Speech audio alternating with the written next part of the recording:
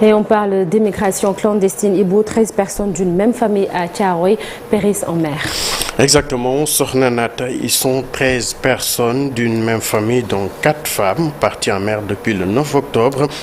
Sans nouvelle aucune, la famille Faye à Thiaroye-sur-Mer. Et aujourd'hui, dans la tristesse, la maman a financé à hauteur de 800 000 francs CFA le voyage de ses 2 enfants. Aujourd'hui, elle regrette son acte. Habib Faye et Abdoulaye Anne étaient dans le lieu, sur les lieux autant pour moi, pour vous faire vivre la tristesse ressentie ces derniers jours. bi ñuy dem ma ñaanal leen ñu dem waaw ma ñaanal leen ñu dem fay na seen xaalis ba pare te temps boobu gaal yaa ngi tëmba di àgg waaw ñun tey ñu ñaanal leen rek ñu dem. waajur wu jigéen bi rëccu na lool koomam gi mu def ngir njabootam dem màngaani. mu ne ma paasal ma foofu ma dindi xaalis jox ko.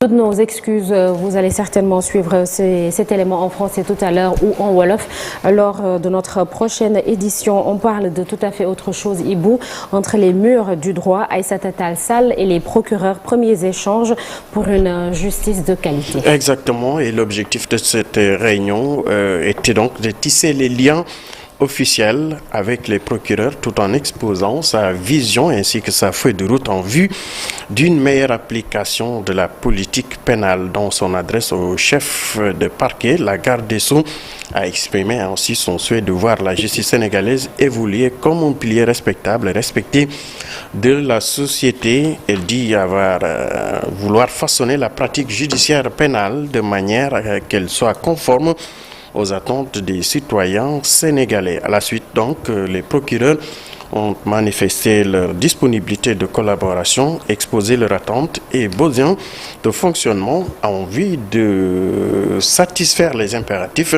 du service public de la justice de qualité.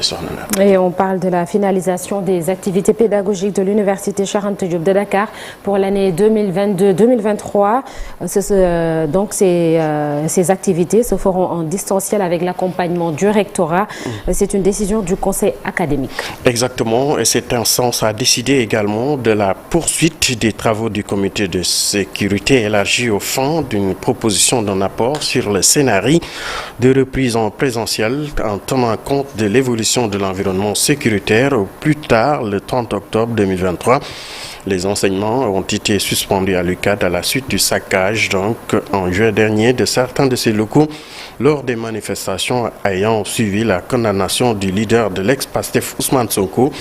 Le syndicat autonome des enseignants de son côté donc a observé mardi et mercredi une grève et tenue de sitting à Dakar dans d'autres campus du pays pour exiger la réouverture des universités. Parlons également de ces moments de trouble au sein de l'administration publique sénégalaise, donc avec des grèves qui planent.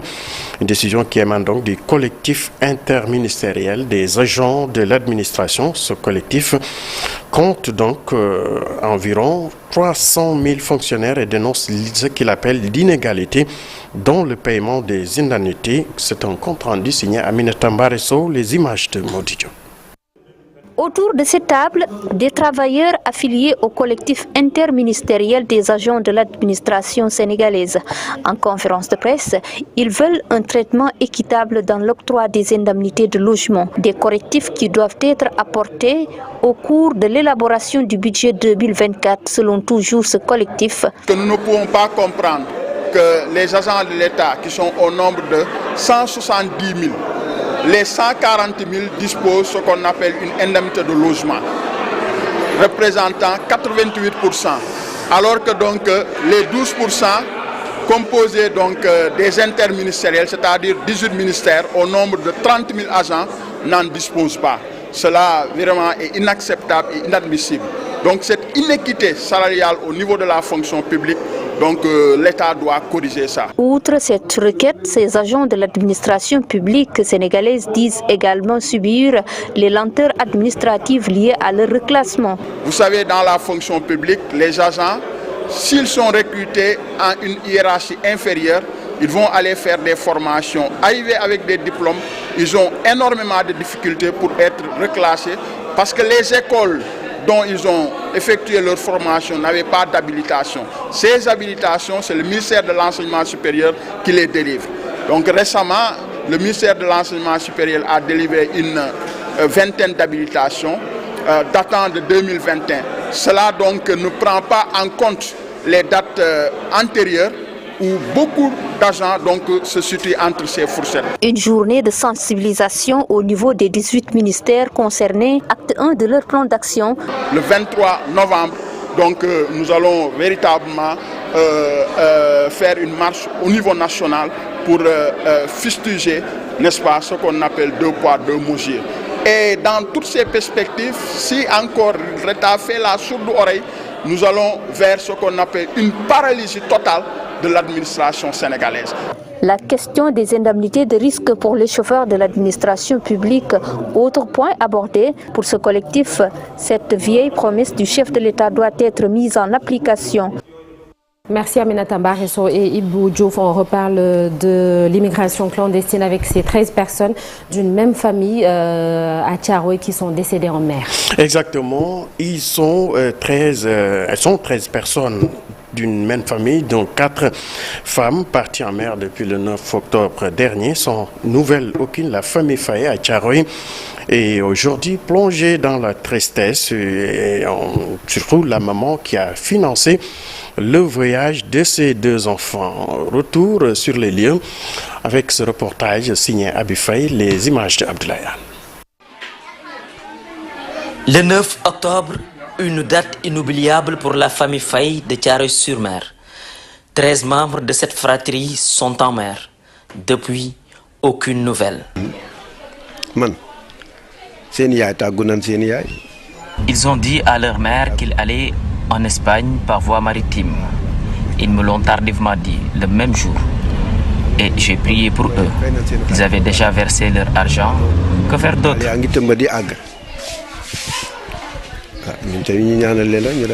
La maman regrette d'avoir financé le départ de ses 2 enfants. Il m'a demandé 400 000 francs pour les frais de son transport. Sa sœur aussi m'a demandé la même somme pour partir en Espagne. Je le regrette amèrement. Surtout le départ de mon petit-fils, qui était aussi avec eux. Il était très proche de moi. Je l'aimais tellement. Il dormait dans ma chambre tous les jours.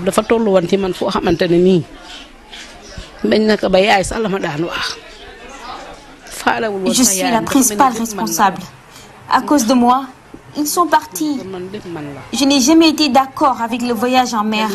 Je disais toujours que les parents qui autorisaient leurs enfants à partir en Espagne par voie maritime sont irresponsables. Et me voilà aujourd'hui dans la même situation. Le père, pour sa part, se dit affaibli, mais garde toujours espoir. Nous gardons toujours espoir. Et tous les soutiens sont les bienvenus, même les prières. Aujourd'hui, pour la famille Faye, tous les moyens sont bons pour tenter de retrouver ses fils. Je n'ai pas abandonné les aumônes que je fais. Les recherches aussi sont toujours en cours, mais toujours rien. Les membres pointent du doigt le manque d'emploi au Sénégal. Les jeunes qui partent le font pour soutenir leurs parents, puisqu'il n'y a pas de travail au Sénégal. Fayenne, à l'instant, est triste. Dans la cour de la maison, rares sont les hommes qui y traînent. 9 hommes et 4 femmes ont pris les embarcations de fortune, laissant la famille sans nouvelles. Abi Faye, parlons à présent de sport avec la lutte et pour offrir aux amateurs donc un bon spectacle. Moussène et Tapha Tine vont s'affronter dimanche. Le promoteur a investi beaucoup d'argent et dans ce sens, une réunion s'est tenue avec les FDS pour prendre toutes les dispositions sécuritaires. Les 2 managers présents ont fait montre de leur disponibilité pour soutenir ces organisateurs. Suivons ce compte rendu signé Abi Faye. Pour le combat Eumeu Tapha Tine, l'heure est au dernier réglage. Une réunion entre promoteurs, CNG et forces de défense et de sécurité a été organisée pour prendre les dispositifs sécuritaires. Nous avons tenu une réunion en présence des managers, du promoteur et des forces de défense et de sécurité. Et tout le monde a pris note des directives. Les représentants des lutteurs y étaient aussi présents. Maintenant, nous savons où va passer notre lutteur et depuis longtemps, nous assistons à ces genres de combats. Nous avons de l'expérience là-dessus. Ils nous ont dit leur doléance. Du côté des managers, le nombre d'accompagnateurs va prendre la partie A. Ils seront au nombre de 20. Comme d'habitude, lors des chocs à l'arène nationale, les camps des supporters seront séparés. Eumeu va prendre la partie A, c'est-à-dire de Canada à l'arène nationale. Et Tapha Tine fera la même chose, il aura 20 personnes aussi, mais il va partir de EDK pour prendre la partie droite.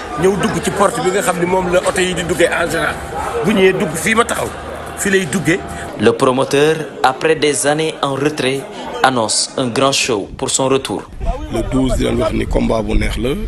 12, on va assister à un très bon combat et il y aura un spectacle son et lumière. Si vous regardez l'écran derrière, on aura Baydemba et le 5-5 rythme, il y aura Pape Diouf, Sidi Diop, Tarbambay et d'autres artistes comme cela. Pour cette occasion, les tickets d'entrée sont revus à la baisse selon le promoteur. Ainsi, un dispositif sécuritaire va accompagner le géant du Baol ainsi que le fou de Taïchingue jusqu'à l'arène nationale. Abifay, songeons de ce registre avec le football. L'entraîneur national Aliou Cissé lève donc le voile ce vendredi sur la dernière liste des joueurs retenus avant celle de la CAN pour le début des qualifications mondiales de 2026. Le sélectionneur ne devait pas apporter des surprises, même si quelques retours sont aujourd'hui attendus. Les présents seront-ils assurés, sauf en cas de blessure? Pour rappel, le Sénégal doit donc affronter le Sud-Soudan et le Togo en double confrontation sur Nanat. Football toujours Ibo avec la Coupe du Monde des U17. Les Lionceaux disputeront leur premier match samedi contre l'Argentine. Ce sera à 12h GMT. Et 4 prétendants pour représenter le continent face au Brésil, champion en titre. Le mondial de foot de 17 ans débute donc ce vendredi en Indonésie et jusqu'au 2 décembre, jour de la finale. 4 équipes, à savoir le Sénégal, le Maroc, le Burkina et le Mali. Champion d'Afrique en titre, le Sénégal sera donc très attendu pour sa deuxième participation. Les Lionceaux vont compter sur le capitaine Amara Diouf et une bonne sélection pour essayer de remporter la palme. L'Afrique tentera également de faire bonne figure. Les représentants africains essaieront également de répéter les exploits du Nigeria et du Ghana, les deux seuls pays du continent à avoir remporté ce trophée. Merci Boudjouf, à tout à l'heure pour la deuxième tasse actu. Ce sera en Wolof et sous forme de brève. Dans la première partie de l'émission, toujours ce vendredi, on se souvient d'un communicateur traditionnel connu pour sa belle répartie et son sens de l'humour, El Hadj Mor Mbaye. Il est décédé le 10 novembre 2004. Les Sénégalais l'ont-ils oublié? On en parle tout à l'heure dans Un jour au Sénégal, Un jour dans le monde. Et à retrouver également ce vendredi matin le Focus Culture. Ce sera avec Ibou Diouf qui est parti à la rencontre de Pape Niang, le chanteur qui est né aveugle, à suivre tout à l'heure. Donc en attendant l'actualité internationale, c'est